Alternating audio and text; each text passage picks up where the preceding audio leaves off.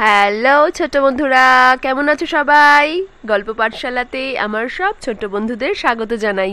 আশা করি তোমরা সবাই খুব ভালো আছো। আমিও ভালো আছি। চলে এসেছি তোমাদের সাথে গল্প করতে। আজকে তোমাদের আমি একটা লোভী ইঁদুরের গল্প শোনাবো। তোমরা সবাই রেডি তো? চলো তাহলে আমরা গল্প শুরু করে দিই। একবার একটা ছোট্ট ইঁদুর খাবারের খোঁজে বেরিয়েছিল। ঘুরতে ঘুরতে সে হঠাৎ দেখতে পেল একটা বড় বাক্সে অনেক ভুট্টা রয়েছে। ভুট্টা দেখেই ইঁদুরের খুব লোভ হলো। তার খিদেও পেয়েছিল খুব। তার খুব ইচ্ছে হলো ভুট্টাগুলো খাওয়ার, কিন্তু ভুট্টার বাক্সটা খুব উঁচু ছিল। সে কিছুতেই ওই বাক্সের মধ্যে ঢুকতে পারবে না। কি করা যায়? তখন ওই ইঁদুরটা ওই বাক্সের মধ্যে একটা ছোট্ট গর্ত মতন করলো। সেই গর্তটা দিয়ে সে টুক করে ভুট্টার বাক্সের ভিতর ঢুকে পড়ল। বাক্সের ভিতরে ঢুকেই সে প্রাণ ভরে ভুট্টা খেতে থাকলো। তার পেট আস্তে আস্তে ফুলতে থাকলো।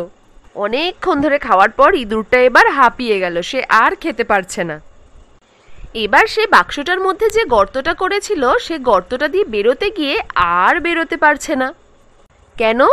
কারণ ইঁদুরটা এত ভুট্টা খেয়েছে যে সে পুরো ফুলে ফেপে ঢোল হয়ে গেছে। আগের থেকে সে আকারে অনেকটা বড় হয়ে গেছে।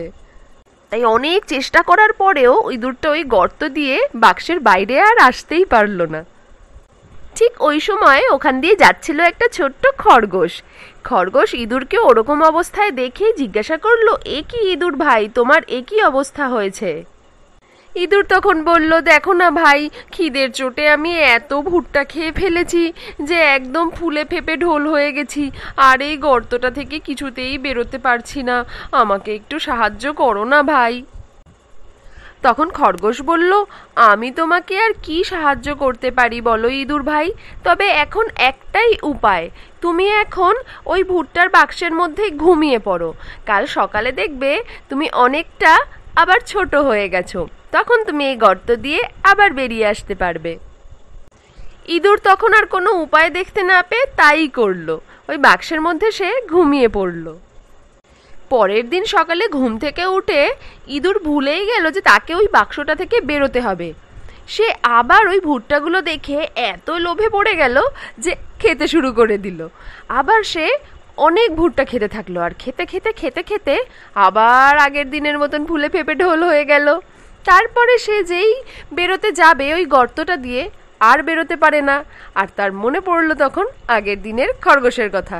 সে তখন ভাবছে, এ বাবা, আমি এই একই ভুল আবার করলাম।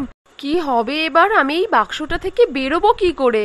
আমি কি করে ভুলে গেলাম যে আমাকে এই বাক্সটা থেকে বেরোতে হবে? ঠিক ওই সময় ওই বাক্সের পাশ দিয়ে যাচ্ছিল একটা বিড়াল। বিড়াল তো তোমরা জানোই বন্ধুরা, খুব গন্ধ শুঁকে বুঝতে পারে যে কোথায় কি আছে। ঠিক সে বুঝে গেল যে ওই বাক্সটার ভিতরে একটা ইঁদুর আছে। আর বিড়াল ইঁদুরকে শিকার করতে ওস্তাদ, সেটাও তোমরা জানো। বিড়ালটা তক্ষুনি ওই বাক্সটার মধ্যে উঁকি মেরে দেখে নিল। সে ঠিক বুঝেছে যে ওই বাক্সটার মধ্যে একটা ইঁদুর আছে। তক্ষুনি বিড়ালটা ওই বাক্সটার মধ্যে ঝাঁপিয়ে পড়ল আর ইঁদুরটাকে মেরে ফেলল। হায় রে ইঁদুর, লোভ করতে গিয়ে প্রাণে মারা গেল। আর ইঁদুরটা বুদ্ধিতেও ভুল করেছিল। সে যখন একটা ছোট্ট গর্ত করে বাক্সের ভিতরে ঢুকতে পেরেছিল, তারপর যখন ইঁদুরটা ভুট্টা খেয়ে ফুলে ফেপে ঢোল হয়ে গেল আর ওই ছোট্ট গর্ত দিয়ে বাইরে বেরোতে পারলো না, তখন সে পাশে আরেকটা গর্ত করতে পারতো। তাহলেই তো সে বাক্সের ভিতর থেকে বেরিয়ে আসতে পারতো। একটু ভুলের জন্য ইঁদুরটা প্রাণে মারা গেল। এই গল্পের নীতি কথা হলো, লোভ এবং সঠিক সময় বুদ্ধির ভুল মানুষের বিপদ ডেকে আনতে পারে।